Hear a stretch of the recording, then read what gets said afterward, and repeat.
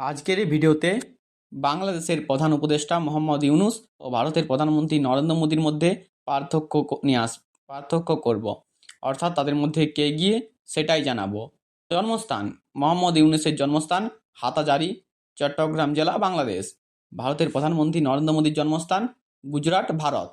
বয়স: মোহাম্মদ ইউনূসের বয়স হলো 84 বছর। ভারতের প্রধানমন্ত্রী নরেন্দ্র মোদীর বয়স হলো 73 বছর। পূর্ব পেশা বা পূর্ব অভিজ্ঞতা: ইউনূসের পূর্ব পেশা ছিল তিনি একজন অর্থনীতিবিদ। নরেন্দ্র মোদীর পূর্ব পেশা বা পূর্ব কাজ অভিজ্ঞতা ছিল তিনি একজন মুখ্যমন্ত্রী।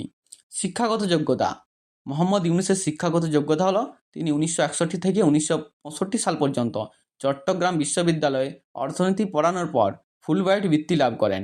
1965 থেকে 1972 পর্যন্ত ভ্যান্ডারবিল্ট বিশ্ববিদ্যালয়ে অধ্যয়ন ও অধ্যাপনা করেন এবং পিএইচডি ডিগ্রি অর্জন করেন অর্থনীতিতে।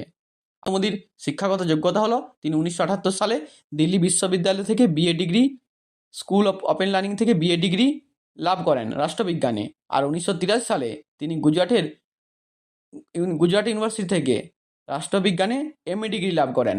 বহিরাগত দূরশিক্ষার ছাত্র হিসাবে প্রথম শ্রেণীতে স্নাতক হন। নেতৃত্ব দানের ক্ষমতা, যেটি এক গুরুত্বপূর্ণ পয়েন্ট।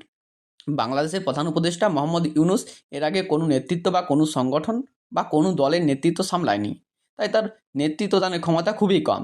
কিন্তু নরেন্দ্র মোদী এর আগে আরএসএস সংগঠনের সাথে যুক্ত ছিলেন, এছাড়াও বিজেপির সংগঠনের দায়িত্ব সামলেছেন, তাই তিনার নেতৃত্ব দানের ক্ষমতা মোহাম্মদ ইউনূসের তুলনায় অনেকটাই বেশি। তো এই ছিল আজকের ভিডিও। এরকম রাজনৈতিক ও সামাজিক ভিডিও দেখতে আমাদের চ্যানেলটি সাবস্ক্রাইব করুন।